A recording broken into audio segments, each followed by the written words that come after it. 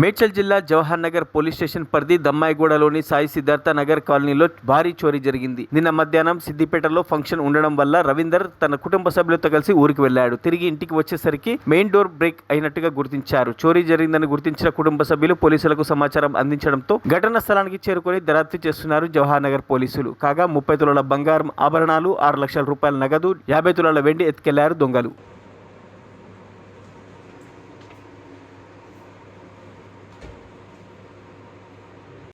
cash gold అంతా